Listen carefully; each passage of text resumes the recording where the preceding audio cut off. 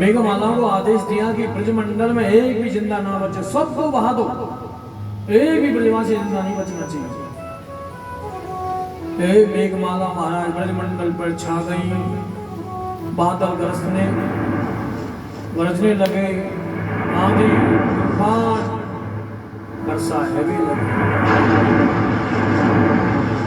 और वर्षा हैवी लगी। सब ब्रजवासी घबराए, सब ब्रजवासी कन्हैया के पास में गए, कन्हैया देख ले, हमने तुझसे मना किया था, गिरिराज की पूजा है, तू मत करवावे, इंद्र की तरह पूजा बंद करा दी, इंद्र क्रोध कर रहा, अपने भगवान तेरा सहायता करे। कन्हैया बोले चलो सब गिरिराज की शरण में।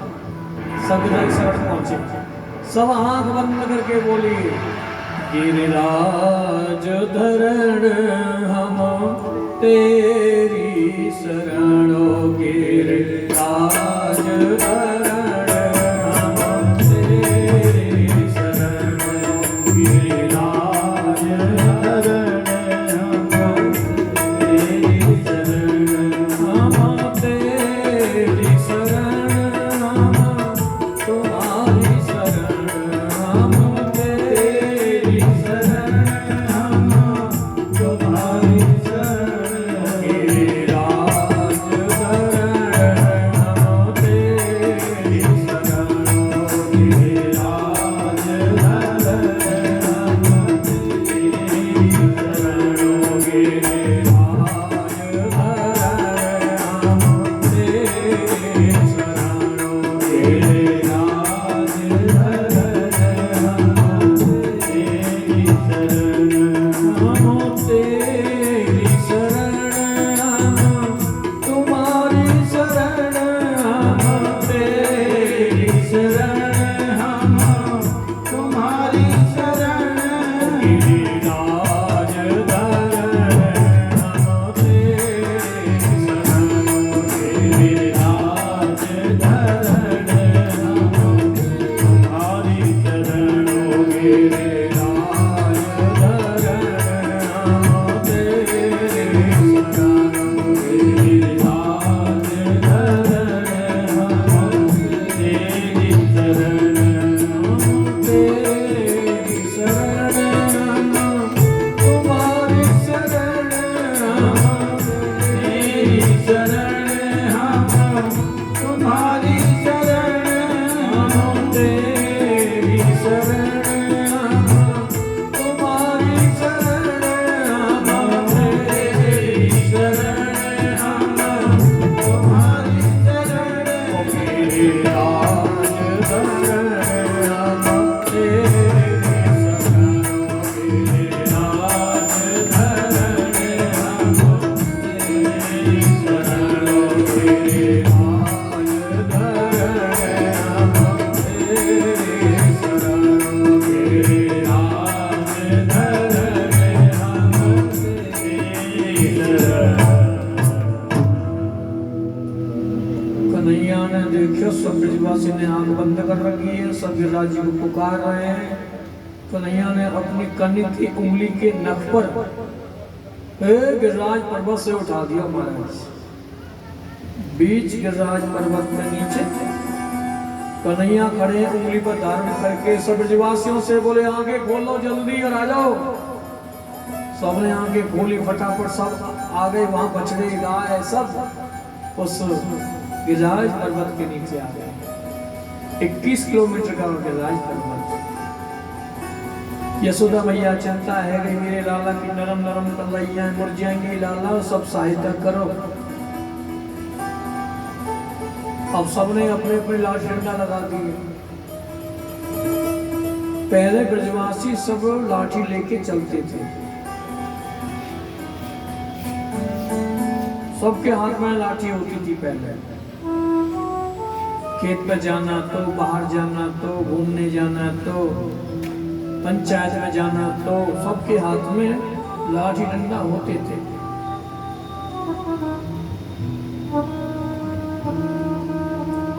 सबने अपने अपने लाठी डंडा लगा दिए। वर्षा है रही है मूसलाधार। अगस्त महीने को याद किया है कन्हैया ने, फिर राम अवतार में सीता माता ने इनको भोजन कराया था। बड़ा अभिमान था सीता माता को, तो 18 दिन तक ये रात दिन कंटिन्यू खाते रहे। सीता जी का अभिमान दूर हुआ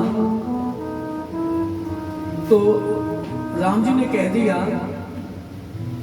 जल तुमको पिलाऊंगा मैं कृष्ण अवतार में। आज अगस्त मुनि जल को पी रहे हैं गिरिराज पर्वत पर बैठे बैठे। वर्षा हो रही है मूसलाधार, 7 दिन और 7 रात तक चली। ब्रजवासी बोले लाला अब तूने थको होगो ने सहता ले।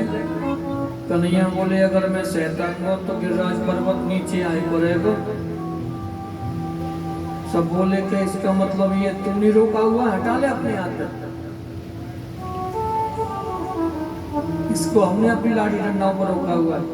मधुमंगल बोलो लाला तो मेरी गोद में आके सो जा। कितना प्रेम करते हैं ब्रजवासी, स्नेह करते हैं। इसी प्रेम ने तो कन्हैया को अपना बना लिया।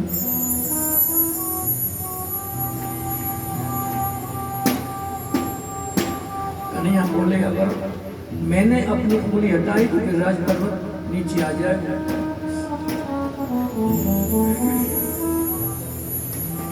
पर नहीं मान रहे ब्रजवासी, अब अपने हाथ हटाए लगे।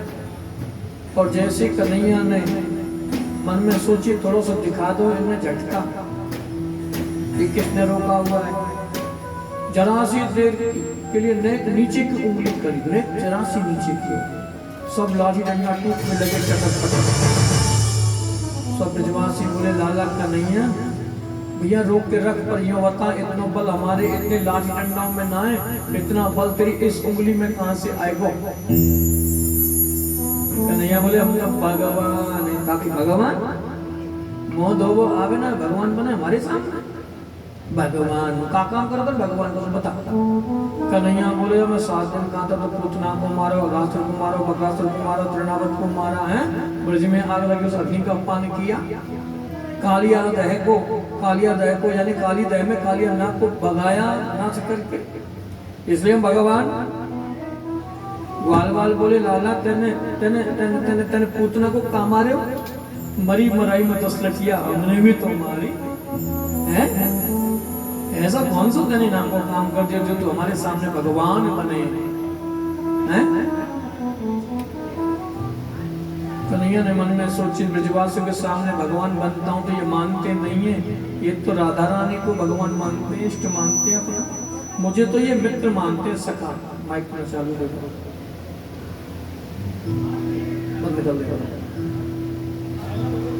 मित्र मानते, सखा मानते हैं।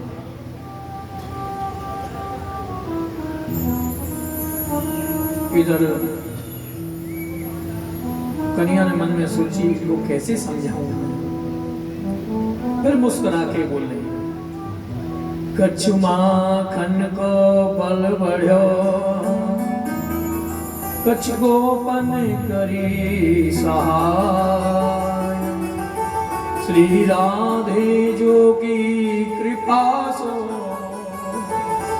मैंने गिरवर लियो उठा। देखो कछु तो मैंने तुम्हारा चुरा चुरा के माखन खायो, तो मेरे अंदर बल बढ़ो माखन को, ब्रजवासी को हैं। और जब तुम संभो देख रहे ना तो तुम्हारी शक्ति मेरी इस उंगली में आ गई थी, और राधा रानी कृपा से मैंने गिरवर लिया उठाए।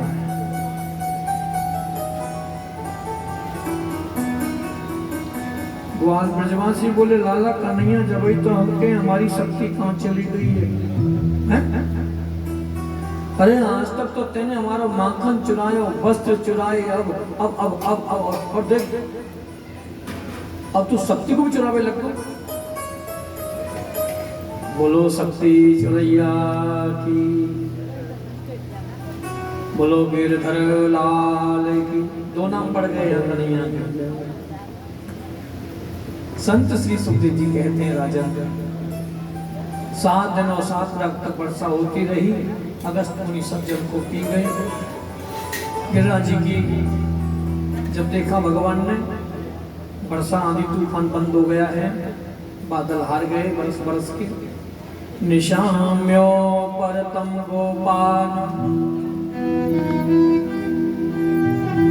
गोवर्धन धरो अवर्तित। मेरे गोविंद ने देखा कि आंधी तूफान वर्षा सब बंद हो गया, बादल बरस बरस के हार गए, गिरिराज की स्थापना करी और ब्रजवासियों से कहा कि आज के बाद जो भी इस पर्वत की पूजा करेगा गिरिराज जी की, वो मन चाहा वरदान पाएगा। इसकी जो परिक्रमा लगाएगा मन चाहा वरदान पाएगा। कल जाऊंगा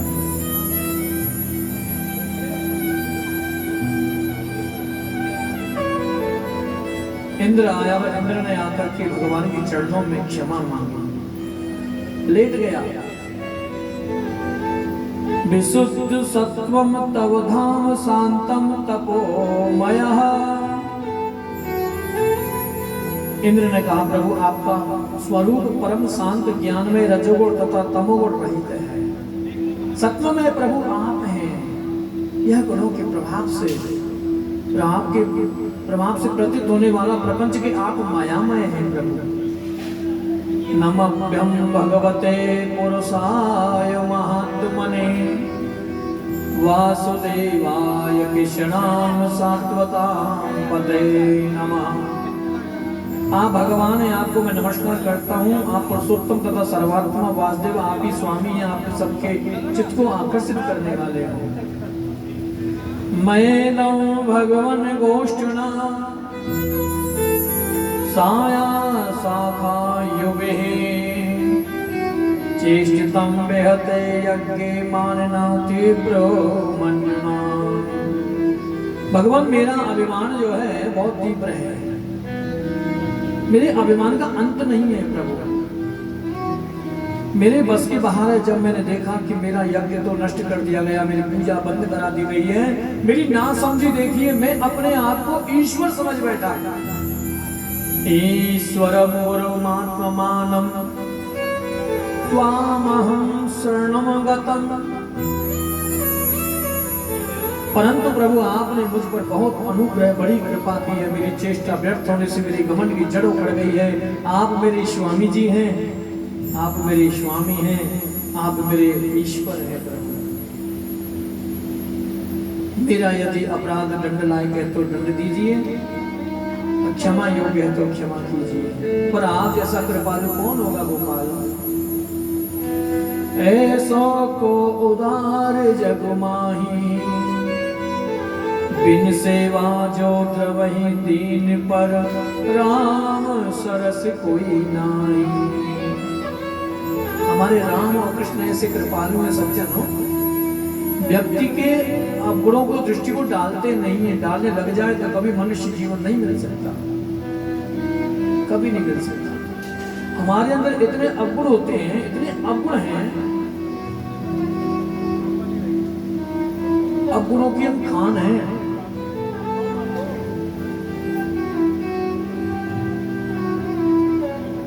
परमात्मा अगर हमारी ओर नजर डालने लग जाए तो कभी मनुष्य जीवन नहीं मिल सकता। इतनी हमारे अंदर अवगुण है। पर हम करते क्या है, दूसरे के गलेवार में झांकते, अपने में नहीं झांकते।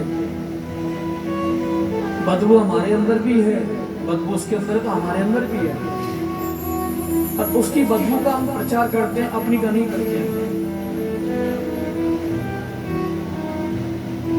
परमात्मा यदि हमारे अवगुणों को दृष्टि डालने लग जाए तो कभी मनुष्य जीवन मिल नहीं सकता। लेकिन वो तो ऐसा कृपालु है। भगवान तो स्वयं कहते हैं, भाव बिन कुछ भी वो देवे, मैं कभी लेता नहीं। भाव से एक फूल भी देवे, वो मुझे स्वीकार है। बिना भाव के कुछ छप्पन भोग लगाता मैं कभी स्वीकार नहीं करता। और भाव से फूल अर्पण करता है, और फूल पर मन में सोचे कि यही अनंत सामग्री है, भाव होकर के उसको अर्पण करे भगवान को, तो भगवान कहते हैं मैं 56 भोग के बराबर उस फूल को स्वीकार कर लेता हूँ, उस फूल को स्वीकार कर लेता हूँ। आज भगवान कृष्ण कहते हैं देखो इंद्र, मया ते अकारी मदवन मखवंडो अनुग्रहता मदनो स्मृते नित्यम मसेन्द्र श्रिया वृषम। श्री कृष्ण ने कहा इंद्र तुम ऐश्वर्य और धन संपत्ति से मद से पूरे मतवाले हो रहे थे, इसलिए तुम पर कृपा की है मैंने, तुम्हारे यज्ञ को नष्ट किया है ताकि तुम अब नित्य निरंतर मेरी ओर तुम देख सको, मुझको तुम याद कर सको। अब जीवन में कभी अभिमान मत करना, ध्यान रखना इंद्र, हम भगतन के भक्त हमारे, सुन अर्जुन प्रतिज्ञा मेरी, यह व्रत टरे न टारे। मैं भक्तों का और भक्त मेरे हैं, यह प्रतिज्ञा मैं कभी छोड़ नहीं सकता। हाँ, यह प्रतिज्ञा मैं नहीं छोड़ सकता। हम भगतन के भक्त हमारे, सुनो अर्जुन प्रतिज्ञा मेरी, यह व्रत टरे न टारे। मैं भक्तों का और भक्त मेरे हैं, भक्त हमारे पग धरे, वहां धरो में हाथ, सदा संग लागत फिरो, कबो न छोड़ो साथ। मेरे गोविंद कहते हैं भक्त यदि एक पग चल के आता है मेरी ओर, तो मैं पग चलता हूं साथ। एक पग चल के आवे ना तो मैं पग चलता हूं साथ, और भक्त बन जाए काट के बराबर कठोर नहीं आता मेरी ओर एक भी पग, तो मैं लोहा बन जाता हूं, कठोर लोहे की तरह कठोर, मैं फिर नहीं आता। इंद्र जीवन में कभी अभिमान मत करना, जाओ मैंने तुम्हें क्षमा किया, स्पष्ट कहा है भगवान ने, क्षमा किया। राजा परीक्षित ने यहाँ प्रश्न कर दिया, गुरुदेव एक बात मेरी समझ में नहीं आई। बोले कौन सी? इंद्र की छोटी सी आयु, ब्रह्मा की इतनी लंबी आयु है। इंद्र की और ब्रह्मा की पता कितनी अंतर है उम्र में। राजा परीक्षित कहता है 4,32,000 वर्ष का होता है कलियुग, ये जो चल रहा है इस समय, इसकी उम्र कितनी है? 4,32,000 वर्ष की आयु है, जिसमें से 5,500 साल लगभग बीते हैं। अब दुनिया में ये हाल है, तुम देख रहे हो, कोई कुछ बन गया है, कोई कुछ बन गया, कोई कुछ बन गया। सनातन धर्म से ऐसे ऐसे गुरु हो गए कि हमें टांग लो गले में, ना कोई भगवान है ना कोई पितृ है। कोशिश करते हैं सनातन धर्म लुप्त हो जाए, पर वो ध्यान रखें ये सबको बाप है, ये कभी लुप्त नहीं हो सकता। सबका विनाश हो जाएगा, लेकिन सनातन धर्म का विनाश कभी नहीं हो सकता।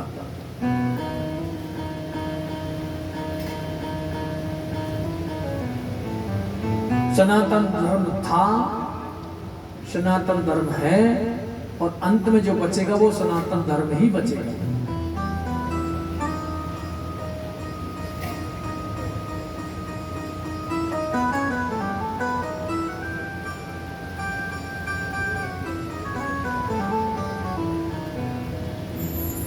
चार 4,32,000 वर्ष की आयु कल चुकी है।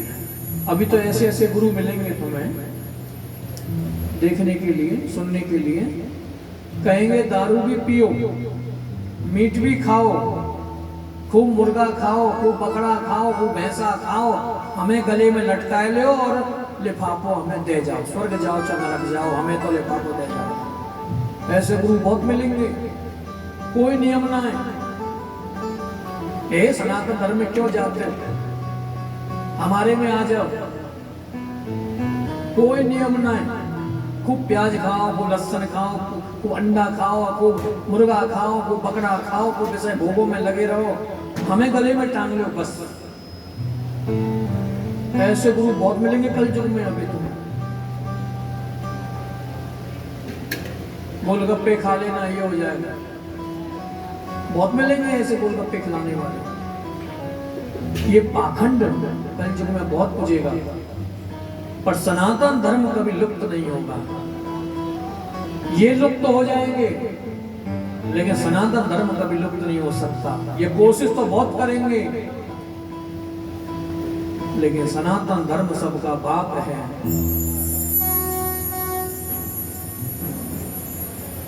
यही अजर अमर है। सनातन धर्म हमारे गोविंद हैं, हाँ हमारी राधा रानी है, सनातन धर्म है। तो 4,32,000 वर्ष की आयु है कलयुग की। 8,64,000 वर्ष का होता द्वापर, 12,96,000 वर्ष का होता त्रेता युग, 17,28,000 वर्ष का होता सतयुग। इसको कहते हैं एक चतुर्युग। चारों को मिला के सतयुग, त्रेता, द्वापर, कलयुग को मिला के इसका बनता एक चतुर्युग। और जब ये कलयुग, सतयुग, त्रेता, द्वापर, कलयुग जब 71 बार बीत जाते हैं, 71 बार, तो एक मनवंतर पूरा होता है। तब एक इंद्र बदलता है। 14 मनवंतर पूरे होते हैं तो 14 इंद्र बदल जाते, तब ब्रह्मा जी का एक दिन और एक रात होती है। इस प्रकार 100 वर्ष की आयु ब्रह्मा जी की, तब प्रलय होती है। ये सृष्टि का नियम है परमात्मा का। 100 वर्ष के ब्रह्मा जी हो जाते हैं, तब प्रलय हो जाता है। अब इंद्र की छोटी सी आयु, ब्रह्मा की कितनी लंबी आयु? राजा परीक्षित कहता है ब्रह्मा को माफ नहीं किया। कल की कथा में आपने बताया, केवल मुस्कुराए थे कब? जब ब्रजवासियों की प्रशंसा करी थी ब्रह्मा जी ने, तब केवल हंसे थे। नहीं, इस्तीफा भी नहीं लिया तो माफ भी नहीं किया था। लेकिन इंद्र ने गलती करी ब्रजमंडल नष्ट करने के लिए, ब्रजवासियों को नष्ट करने के लिए, और इंद्र ने मात्र 4 श्लोकों में स्तुति गाई है भगवान की और क्षमा कर दिया इंद्र को। ये तो कुछ मेरी समझ में नहीं आई गुरु जी। सुखदेव जी कहते हैं राजन, दोनों की गलती में अंतर है। ब्रह्मा ने जो गलती करी है उसने जीव और ईश्वर को दूर किया था, भक्त और भगवान को दूर किया, ब्रह्मलोक में जाके छुपा दिया, भगवान से दूर रखे उसने, इसलिए ब्रह्मा जी को माफ नहीं किया था। और इंद्र को माफ इसलिए कर दिया, इंद्र को माफ इसलिए किया था कि उसने भक्त और भगवान का मिलन कराया। 7 दिन और 7 रात तक कृष्ण के पास रखे वो ब्रजवासी भक्त और भगवान। तो दोनों की गलती में अंतर है, इसलिए इंद्र को भगवान ने माफ किया था, ब्रह्मा को माफ नहीं किया। राजा परीक्षित के मन की भ्रांति मिटी। यह कल युग का परम प्रतापा, मानस पुण्य होए नहीं पापा। कल युग में अगर चिंतन वृंदावन का करेंगे कल युग के भक्त, और चाहे रहेंगे तुम जीरकपुर में, चाहे चंडीगढ़ में, चाहे बिजनेस करेंगे, अगर चिंतन तुम्हारे अंदर वृंदावन का है तो जीरकपुर में वृंदावन रहने का फल मिलेगा। ये कलयुग के प्राणियों के लिए है व्यवस्था। मानसिक पूजा का फल मिलता है, मानसिक पाप का फल नहीं मिलता। सत्युग, त्रेता, द्वापर में मानसिक जो गंदा सोचते थे उसका दंड मिलता था। लेकिन कलयुग के प्राणी कितना भी गंदा सोच लेंगे, और सोचते हैं किस किस के बारे में क्या क्या नहीं सोचते। कलयुग के प्राणियों को कलयुग में मानसिक पाप का फल नहीं मिलेगा, मानसिक पूजा का फल मिलेगा। मन से अगर केवल कुछ भी नहीं हमारे पास में, मानसिक तुम अगर पुण्य करते हो, पूजा करते हो, पाठ करते हो, मन से सीधा वृंदावन का चिंतन करते हो, तो तुम्हें पूर्ण फल मिलेगा उस पूजा का। ये केवल कलयुग के प्राणियों के लिए है व्यवस्था, ये सतयुग में नहीं थी। त्रेता में कलयुग, पहले संत सब लगभग गृहस्थी क्यों होते थे? क्या वजह थी? संत तपस्या कर रहा है और तपस्या करते करते कथा आती भागवत में, एक ब्राह्मण थे,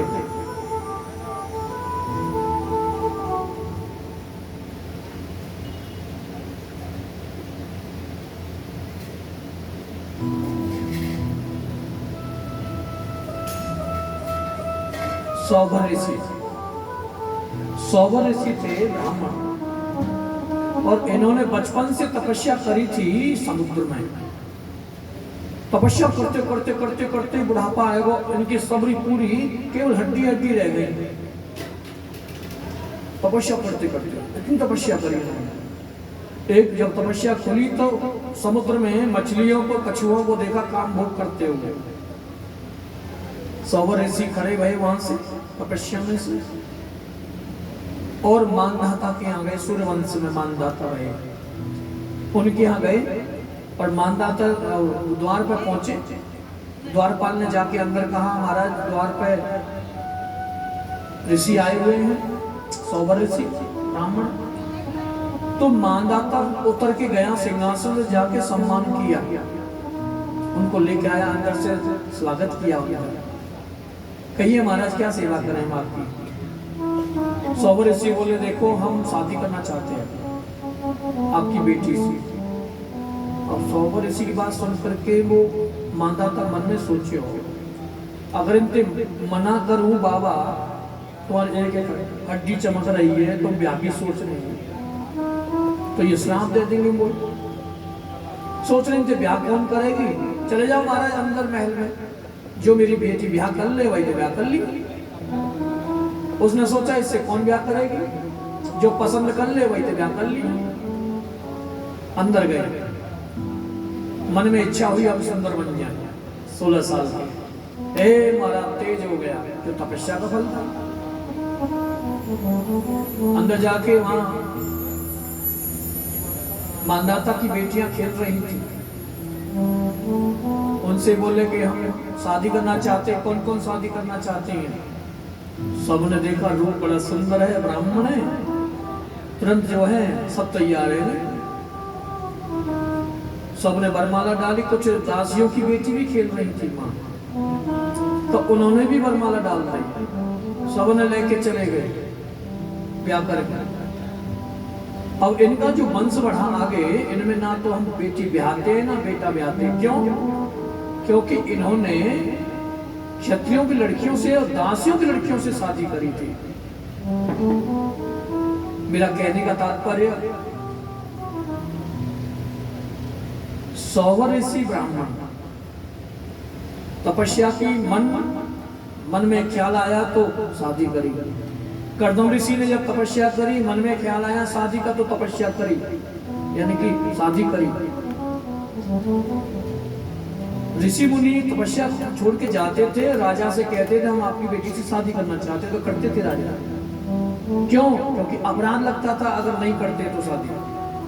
पहले मानसिक अपराध लगता था, किसी के बारे में गंदा ख्याल आया है तो उससे जाके शादी करते थे संत, और माँ बाप करते थे उनसे विवाह। लेकिन कलयुग में मानसिक अपराध का फल नहीं मिलता, मानसिक पूजा का फल मिलता है। ये व्यवस्था कलयुग के प्राणियों के लिए केवल, सतयुग में ये व्यवस्था नहीं थी। राजा परीक्षित सुनकर के बड़ा गदगद हुआ। ऋषि सुखदेव ने यहाँ कहा, राजन एकादश्याम निराहारः समप्यश्च जनार्दनम् श्रांतो नंदस्तो कालिंद्या द्वादश्याम जलमा विसता। राजा नंद बाबा ने कार्तिक शुक्ल एकादशी का व्रत किया और भगवान की पूजा की, तथा उसी दिन रात में द्वादशी लगने पर स्नान करने के लिए यमुना जी में प्रवेश कर गए 2 बजे। ध्यान रखना, जल में कभी 12 बजे, 1 बजे, 2 बजे नहीं नहाना चाहिए रात के समय, क्योंकि जल का जो स्वामी है वो वरुण देखता है, वो शयन करता है। जल रात के समय पे सो जाता है।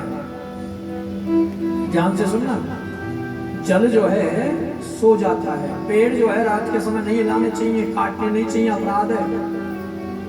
जितने पेड़ पौधा हैं ये जीव हैं, सब हमारी तुम्हारी तरह जीव हैं, सब क्षम्य प्राण है।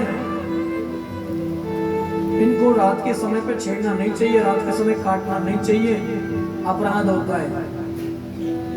पेड़ पौधों को भी, जल को भी जगाना नहीं चाहिए रात के समय। अब नंद बाबा 2 बजे चले गए नाविक काज, उन्होंने सोची 4 बज गए। अब नहावे लगे तो वही जो है एक वरुण का असुर सेवक जो था वो आया और नंद बाबा को ले गया। अब पूरे ब्रजमंडल में पूजा बाबा नजर ना, हमें तो वरुण लोग को गए मेरे गोविंद, और नंद बाबा को छुड़ा के लाई वहां से। ये प्रसंग सुन के राजा परीक्षित गदगद हुआ। पर यहाँ भगवान ने ब्रजवासियों को स्वप्न में वैकुंठ का दर्शन कराया है। वैकुंठ का दर्शन, कन्हैया तेरा वैकुंठ कैसो है, हमें तो वैकुंठ दिखा। तू भगवान कही है ना, तो तू हमें तू बाबा लाया हुआ है ना वरुण लोग जाके, तो तेरा वैकुंठ कैसो तू दर्शन कराया है। कन्हैया बोले चलो, सबको ले गए अपनी माया के द्वारा। अब वैकुंठ में पहुंचे। अब ब्रजवासी ग्वालवाल तो कंधा पे हाथ धरवे की आदत है। अब हाथ धरवे लगे कन्हैया के कंधा पे, दूर दूर मुझसे दूर, इसको हाथ पर लगाओ, इसको मुझसे दूर। ओ कन्हैया, हमारे तो वृंदावन बढ़िया जाते, बढ़िया वैकुंठ, हमें ना चित्र वैकुंठ वैकुंठ, हमें तो तू वृंदावन में ले चल जहाँ तो घोड़ा बना के तेरे ऊपर बैठ जाए, तेरा जहाँ कान पकड़ ले सारे पोत दे, पोत क्यों नहीं देखो, हमें तो तुम ही वृंदावन में ले चल, हमें तो ये वैकुंठ वैकुंठ नहीं चाहिए, हमें चलो हमारा तो वृंदावन बढ़िया है। तो कन्हैया ने सब ब्रजवासियों को वैकुंठ का दर्शन कराया। ये प्रसंग सुनाया है राजा परीक्षित को। गदगद हुआ राजा परीक्षित। अब एक दिन क्या हुआ कि कोई भी ग्वालवाल घर से रोटी ना लाया, आज कले हुए। ब्रजभाषा में कहते हैं ब्रेकफास्ट को, हाँ, अब घर से को रोटी लेकर आया। लाला कन्हैया, हमें बहुत जोर से भूख लग रही है, चूहा कूद रहे पेट में, कुछ खावे को इंतजाम है जाए, तेरे होते सोते हम भूखे मरे। कन्हैया बोले सामने जो ब्राह्मण है ना वहाँ जो धुआं सो, हाँ वहाँ चले जाओ और वहाँ कुछ प्रसाद बने होगा, यज्ञ हो रहा है तो प्रसाद ही बना होगा। अब देखो यहाँ कथा चल रही है तो भंडारे को सामान सब बन रहा ना पीछे, ऐसे ही ये भी यज्ञ है, ये भागवत यज्ञ है। ऐसे ही वहां भी कुछ हवन कर रहे थे ब्राह्मण कंस से छुप छुप के। ऐसा कंसराज था कि ब्राह्मण छुप छुप के वन में यज्ञ करते थे। ऐसा विराज आया था हमारे भारत में।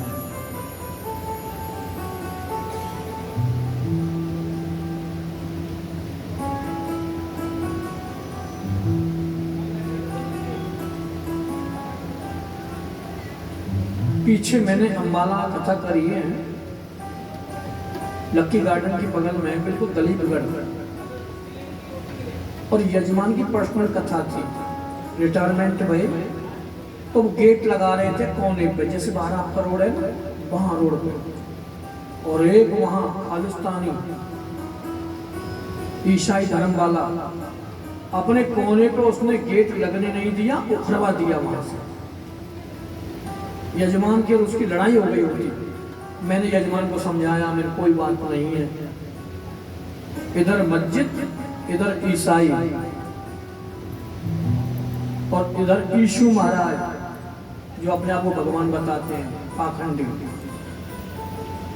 उन्होंने तीनों एक हो गए, गेट के कोने पर लगने नहीं दिया। ध्यान रखना, इतना ही इशारा दूंगा कि संभल जाओ हिंदुओं। भारत की संस्कृति वाली हमें राजा ही चाहिए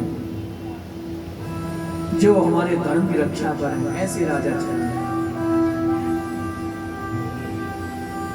वहां बजरंग दल वाला आए, लेकिन यजमान थोड़ा वैसा था बेचारा, वो लड़ाई नहीं चाहता था। बजरंग दल वाले बोले हम देखते कौन नहीं लगाने देता है गेट, वही लगेगा गेट, इनकी ये मजाल भारत में। लेकिन यजमान लड़ाई नहीं चाहता, मैंने भी यजमान को समझाया। अब बताओ,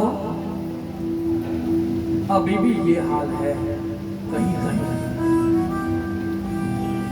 जब कथा हुई तो खूब हमने तो फिर अपने ब्रजवासी हम तो कहीं बिना माने ही नहीं कि दुश्मन तो उनके बन ही जाए लोगों के।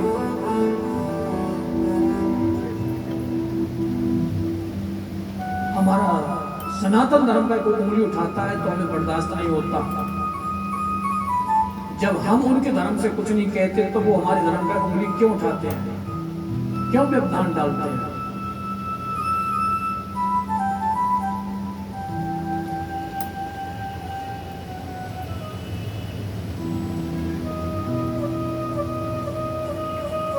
तो कंस के डर से ब्राह्मण बेचारे वन में यज्ञ कर रहे हैं,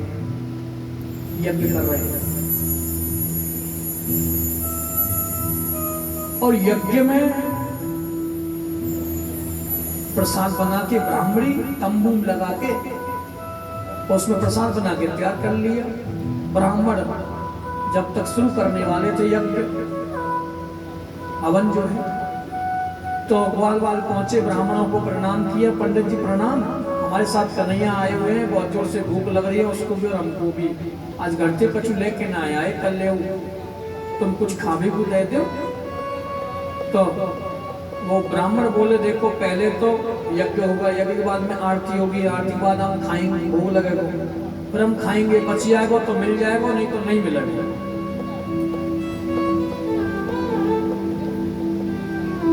बेचारे मुंह लटकाए के ग्वाल वापस आएंगे।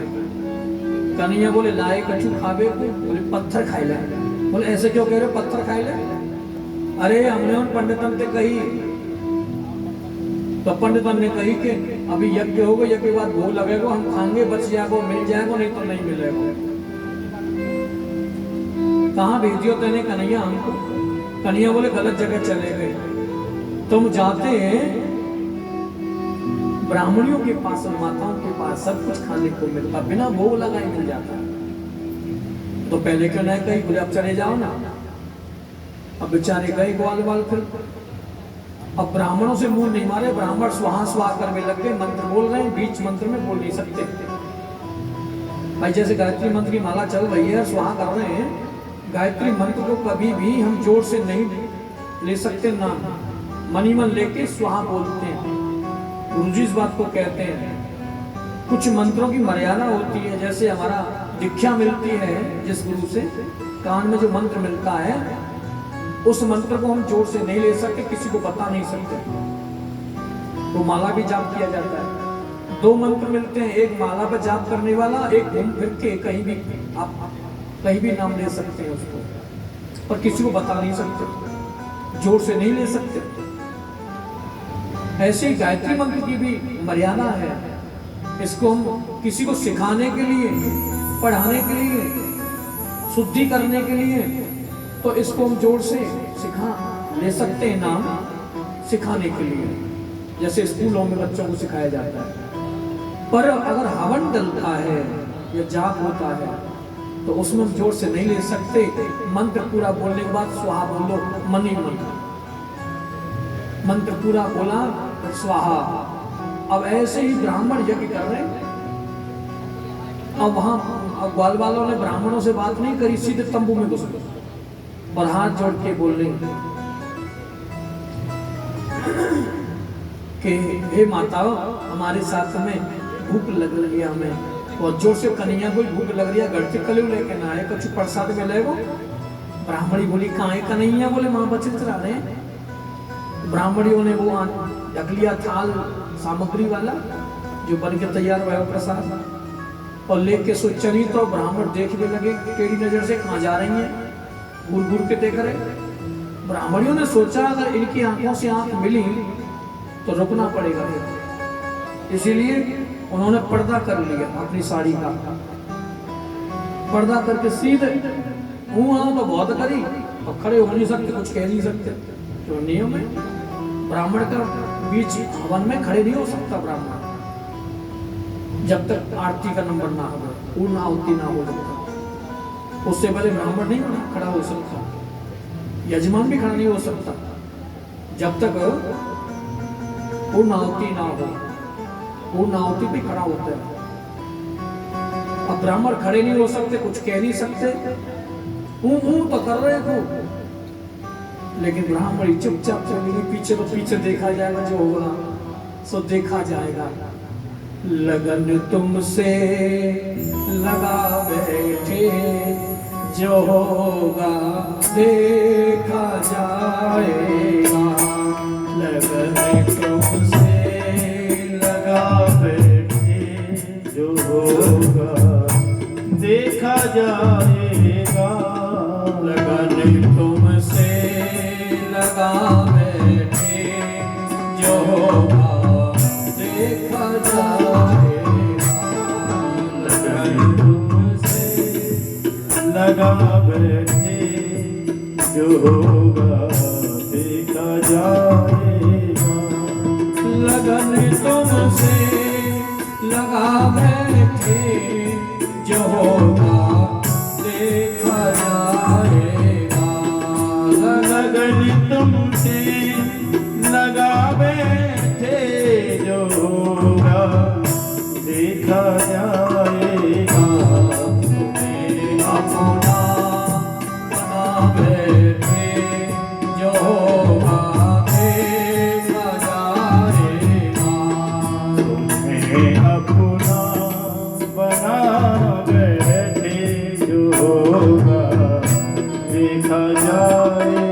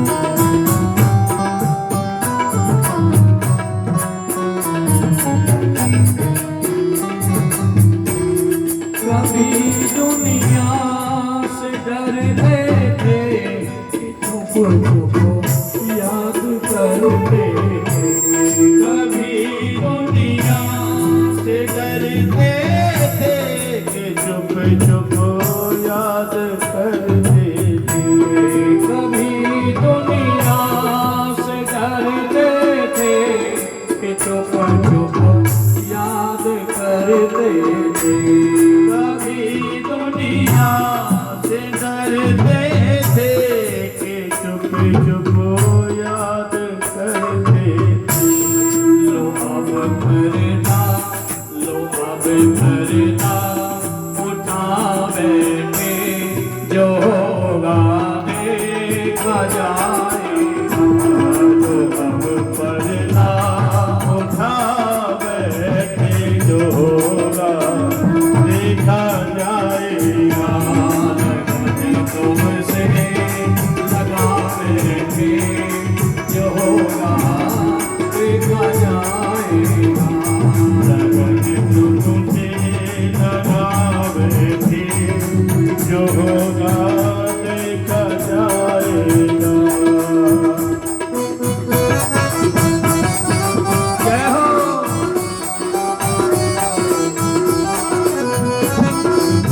हे गोविंद हे माधव।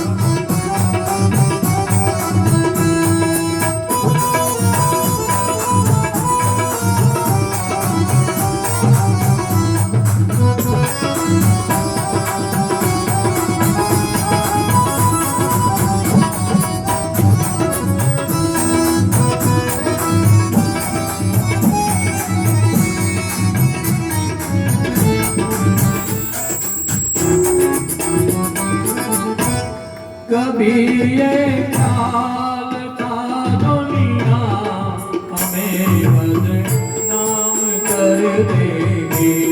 कभी ये ख्याल था दुनिया हमें बदनाम कर देगी। कभी ये ख्याल था दुनिया हमें बदनाम कर देगी।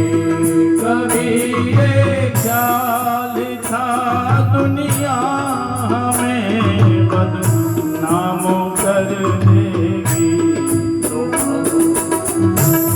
शर्म अब पेट खा बैठे जो होगा देखा जाएगा। शर्म अब पेट खा बैठे जो होगा देखा जाएगा। लगन तुमसे लगा बैठे जो होगा देखा जाएगा।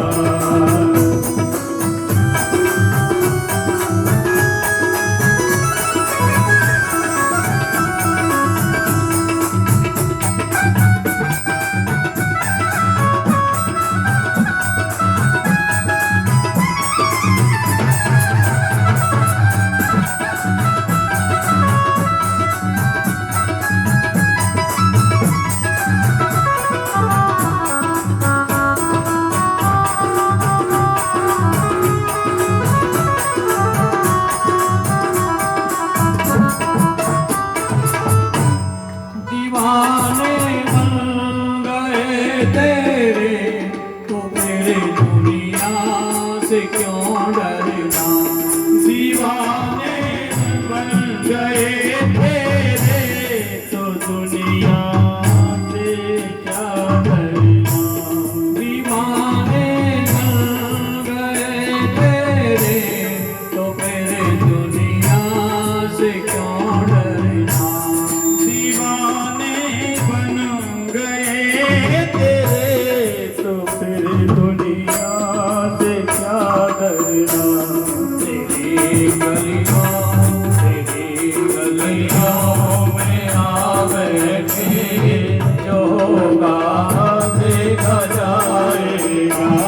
तेरी गलियों में आ बैठे जो होगा देखा जाएगा। लगन तुमसे सदा बैठे जो होगा देखा जाएगा। लगन तुमसे बैठे जो होगा देखा जाएगा।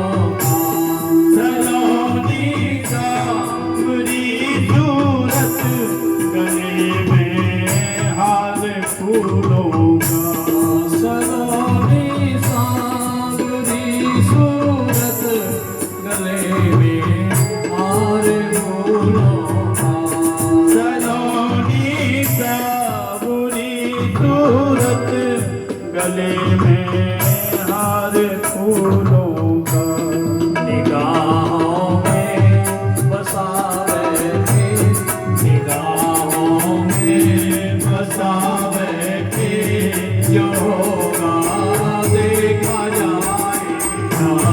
निगाहों में बसा बैठे, जो होगा देखा जाएगा। लगन तुमसे लगा बैठे, जो होगा देखा जाएगा। लगन तुमसे लगा बैठे, जो होगा देखा जाएगा।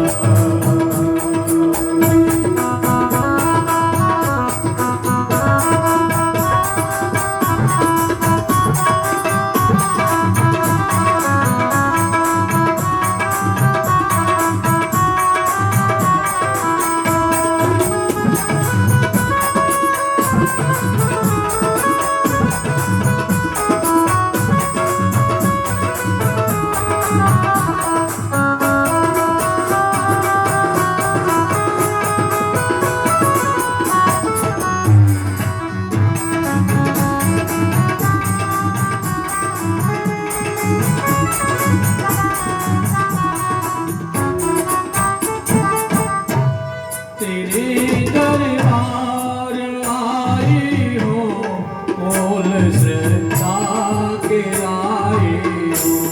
तेरे दरबार आई हूँ, फूल श्रद्धा के लाई हूँ। तेरे दरबार आई हो, श्रद्धा का लाई हो। तेरे दरबार आई हूँ, प्रसाद श्रद्धा कलाई हूँ। तेरे चरणों में आ बैठे, जो होगा देखा जाएगा। तेरे चरणों में आ बैठे, जो होगा देखा जाएगा। लगन तुमसे लगा बैठे, जो होगा देखा जाएगा। लगन तुमसे लगा बैठे, जो होगा देखा जाएगा। तुम्हें अपना बना बैठे, जो होगा देखा जाएगा। तुम्हें अपना बना बैठे, जो होगा देखा जाएगा। लगन तुमसे लगा बैठे, जो होगा देखा जाएगा। तुम्हें अपना बना बैठे, जो होगा देखा जाएगा। तुम्हें अपना बैठे, जो होगा देखा जाएगा। तुम्हें अपना बना बैठे, जो होगा देखा जाएगा। तुम्हें अपना बना बैठे, जो होगा देखा जाएगा।